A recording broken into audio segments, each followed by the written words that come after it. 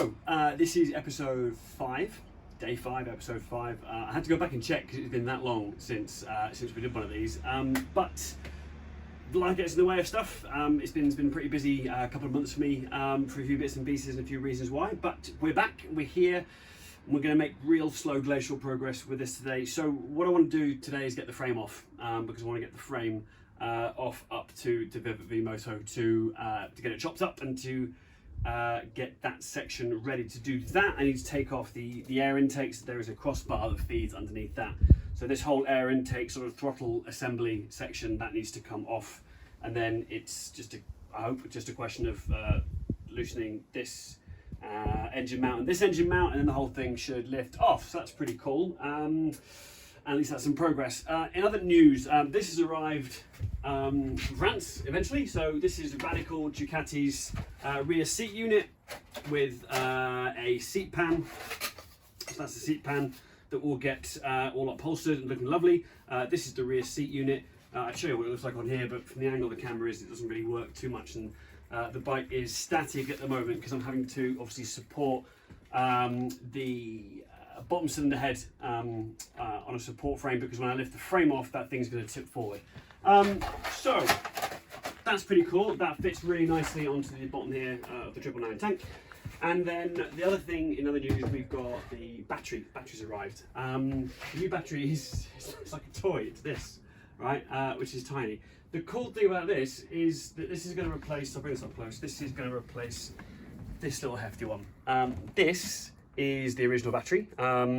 This weighs just shy of 4 kilos, like 3.8 kilos. This is 700 grams. How cool is that? So a little 700 gram battery is going to fit under the seat unit. It's a lithium ion, maybe a little bit more on that later once it's kind of plugged in and ready to go. But that's really cool. So a huge space and weight saving, I guess, on that. So that's pretty nice. Otherwise, I think that's it, really. I wasn't going to film this. It was such a small little bit, but it's a little bit of progress and it's a little update because I don't know when I'll get the chance to get the frame off to Viv. I don't know when Viv's going to have a chance to do the chop job and get the electrics bit done, which I think is the next sort of part. So I'm kind of working it out, really. So there may be another episode of just a piece to camera to give you some updates and on the progress. But otherwise, let's do what we normally do, which is set up a little time lapse and let's get the frame off.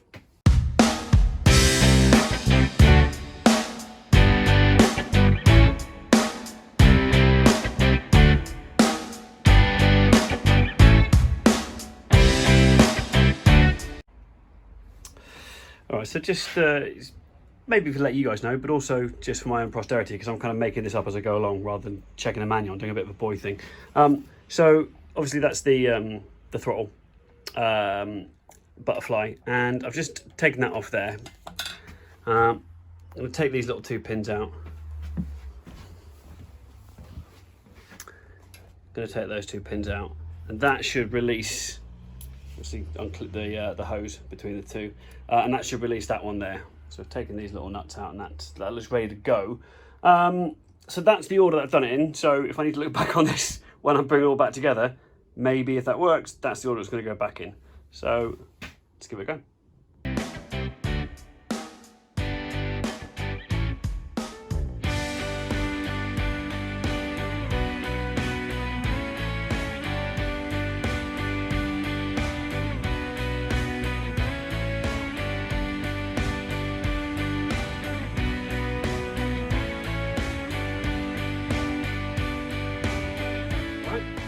Moment of truth.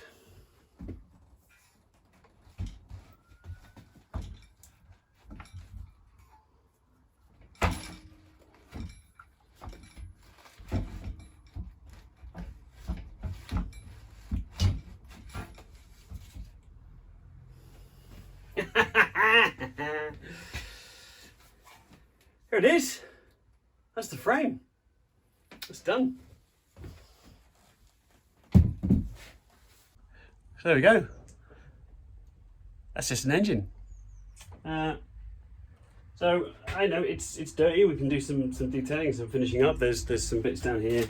We'll take the oil pipes off, and we'll just get rid of all the stuff that we don't need on here anymore. But you know, kickstand can come off and that can get cleaned up. I've got to take this bottom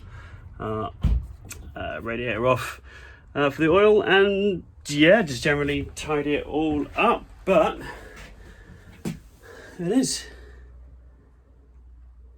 one terribly filmed Ducati frame. There we go. So that is it for now. Like I said before, the idea is to load the frame up in the back of the car and drive that up to Viv.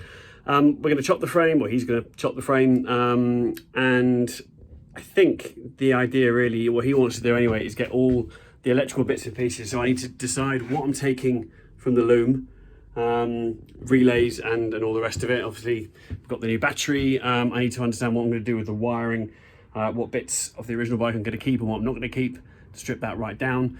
And then he's going to mount or put placings for the mounting points for all those electrical items, which I guess will come down later. As you can tell, I haven't really thought this bit through yet in terms of the next steps, but the frame's off. Let's get that sent up and let's see what happens. And yeah, I'll let you know once I've understood a little bit more about what's going on and how we progress forwards. All right, well, thanks for bearing with us. It's a slow build. It was always going to be. So thank you for your patience. I hope it's useful. I hope you're enjoying it in some way. It's been fun making it. So let's keep going. See you soon. Just a little note, I guess, at the end of the previous content. It is a few days later, and obviously the frame, having come off, has gone up to Viv at Vmoto, and he's going to start chopping that up. And sent with that is all the electrical gubbins, so the wiring loom, so we can take the relays off of that, the ECU, what else? The starter solenoid, the new lithium-ion battery. So all of the electronics has gone up with the frame, so we know roughly where it's going to place, because we're going to be able, he is going to build an under tray to house all the gubbins.